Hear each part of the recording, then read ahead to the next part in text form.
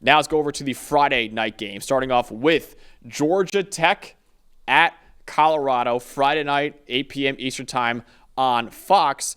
The storyline to know for this game is really business as usual for one program, and another one enters a whole new era. Georgia Tech last year had its second straight winning season, largely due to its offense, which was top 25 in the country in terms of EPA per play. And that kind of remains the same this year. Haynes King is back. He's a top 5 quarterback in the ACC. Jamal Haynes is a top 10 running back in the country. And the Yellow Jackets still have a really good receiving core, even with Eric Singleton Jr. transferring to Auburn, because they added Eric Rivers in the transfer portal, one of the best receivers in the portal, and they returned Malik Rutherford too in that receiving core. The Yellow Jackets are now really seen as a sleeper in the ACC this year. Colorado was even more successful than Georgia Tech last year.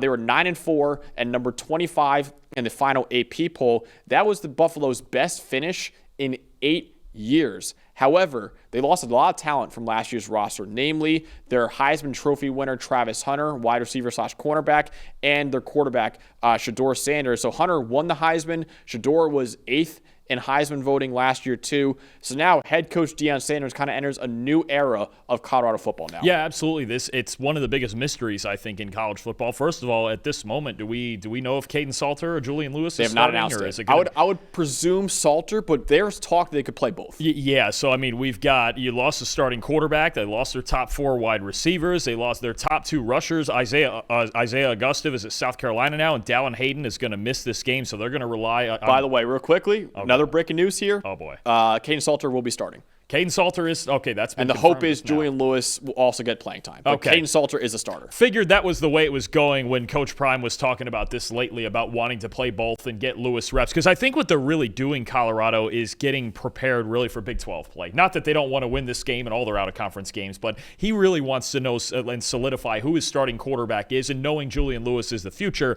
who's going to play come conference play, because it really matters. Look, if you win the Big 12, you go to the playoff, right? That's really the games that matter here, unless you really have an amazing 11-1 type season and maybe get an at-large berth. But no, the quarterback situation is interesting, but it's going to be Caden Salter for the most part, and that's a change in style from what we had last year, right? Salter is about the exact opposite of what Shedeur Sanders was. So interesting dynamics on both sides. And like you mentioned, Georgia Tech, a lot of constants in this game for them. A lot of the key pieces, especially offensively, back for another run. Shout out to Eli, producer Eli, for breaking the news to us. We've had 2 breaking news in our first 2 games. Are we going to get something in all 11? I don't know what's going to happen for the rest of these 9 games right here. But Dalton, tell me more about the Georgia Tech offense against the Colorado defense. What should we know in the Yellow Jackets? Look, gotta love watching Georgia Tech, especially if you're a fan of running the football and old school physical football. But it is kind of a modern option attack, right? They ran more option plays in their run game than any team in the Power 4 last season. You mentioned it. You've got Haynes King, who's a dynamic dual threat guy and fixes turnover-worthy play rate in the passing game last year. Jamal Haynes in the backfield, a lightning rod. Malik Rutherford on jet sweeps and screens all over the place. You bring in Eric Rivers and Dean Patterson, both wide receivers from FIU. Rivers especially is the big name there that a lot of draft scouts like. But I think the thing for me is Colorado's run defense last year, as the season went on, got a lot better. I think it was a big improvement from the year before and even early in last season. And one of the things they did well was to defend option concepts. They were 10th in the country in run defense grade when the opponent used a read option or a speed option, 19th in yards per carry allowed. Big number for me. 8th best mark in yards after contact allowed per carry. And that's big when you're talking about the option with so many unblocked defenders, right? And having to tackle guys in open space. When you prevent yards after contact in open space against an option, if Haynes King is turning the corner and he only gets 3 or 4 yards one-on-one with somebody at the second level, that's a win for the defense, right? I think that's going to be key with so often, I know it's, the Georgia Tech runs the ball a lot and they get behind this big offensive line, but so often they create space east and west, laterally, sideline to sideline, where they can get dynamic athletes in open space. If you can make tackles in the open field against Georgia Tech, you have a chance. And Colorado, we know, has the athletes that are able to do that. They did it really well last year. So the matchup of Georgia Tech's option-based offense and all of the run schemes they can bring at you with Colorado's run defense, it got a lot better. They lost some pieces, especially at linebacker this year. That's the group I'm really curious to see after losing guys like Nikai Hill-Green, right? I think you're talking about a unit that's replacing a lot, but I think they also have enough athletes that can compete with this laterally. The question for me, though, is going to be. Think back to games like Kansas State and Kansas last year for Colorado, where essentially these teams just brought the battering ram, right? They were just going to keep running into this front seven, almost hitting their head against a brick wall until Colorado cracked. And a couple of times they did. When you look at Colorado last year, when they faced teams that ran the ball at least 35 times, they only went 4-4. Georgia Tech last year averaged 37 carries per game. Right? So that's what they want to do. They want to line up and run the football and get the battering ram going. So Colorado, listen, all these new guys, especially at linebacker that are going to have to be playing for them, they got to buckle the chin straps. They got to stop the run in this game, make Haynes King beat you with his arm. Yeah, and obviously my matchup to watch on the other side of the ball is what does this Colorado offense look like with Caden Salter replacing Shedeur Sanders? Dalton just said it right there. Caden Salter is kind of a complete 180 from what we've seen from Shedeur Sanders over the last 2 years. And obviously pretty big shoes to fill for Caden Salter too, considering Shedeur Sanders has a 91.4 passing grade across his 2 years at Colorado. And like I mentioned before, was 8th in Heisman voting last year. Now Caden Salter, 89.8 PFF grade across the last 2 years with Liberty. However, his play style is very different from what Shedeur Sanders. You see right there, his passing grade on play action is absolutely fantastic. 92.7 right there. When it's not play action, though, only 70.5. And he has the 122nd adjusted completion rate last year, too. So not a very accurate quarterback last year. 66 explosive runs over the last 2 years, tied for the most among all quarterbacks in the country.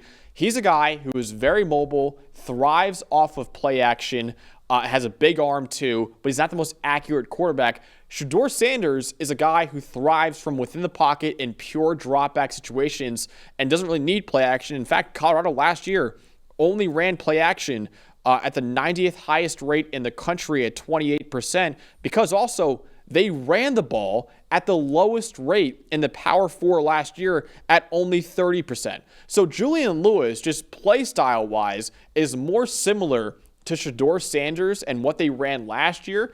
Caden Salter is a whole different animal. He's a guy that you want to be using a lot in the read option game. A guy you want to be throwing the ball deep downfield with. A guy you want to be using play action a lot with too. He's not going to be the accurate distributor like Shedeur Sanders was over the last 2 years for Colorado. So really, I'm really interested in seeing how offensive coordinator Pat Shurmur changes this offense from what we saw the last 2 years with Shedeur Sanders versus now with Caden Salter. And honestly, Georgia Tech's defense last year struggled defending the passing games last year. They were 116th in pass rush grade, 106th in coverage grade. They also lost 3 of their 4 pressure leaders from last season, and their best defensive back from last year's team too, Warren Burrell, the cornerback, he's gone too. So Georgia Tech's pass defense is vulnerable, but I'm curious to see what it looks like now with Caden Salter and a brand new group of weapons at Colorado. Especially vulnerable to deep shots that Caden Salter is definitely capable of hitting. He's an undersized guy, but he's got a big time arm, and he can hit all the deep throws. And like you mentioned, he's a threat with his legs. I'm glad you mentioned Pat Shurmur in there, because I think that's going to be the biggest point of suspense. Is like you mentioned, it's not just about Salter coming in and replacing Sanders.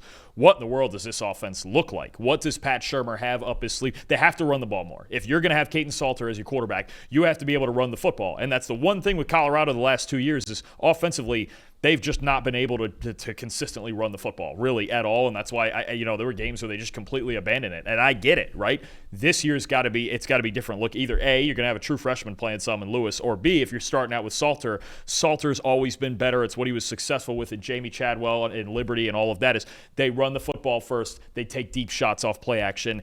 If Caden Salter's your quarterback in Colorado, and it looks like he will be early, this offense has to look different. If they try to run it the same way they did with Shedeur, it's just not going to work. He's not the same type of quarterback. And if the plan is, because they said the hope is that Julian Lewis plays some, if they do play both quarterbacks, 2 completely different offenses. This is not like you're running the same system with Julian Lewis that you're running with Caden Salter. So it's going to be interesting to see how they handle running basically 2 different offenses with those 2 quarterbacks. But I do think, I'll say this, I think the transition for Lewis will be pretty easy because the foundational pass concepts in this offense, again, I think he's got a similar skill set to Shedeur Sanders, right?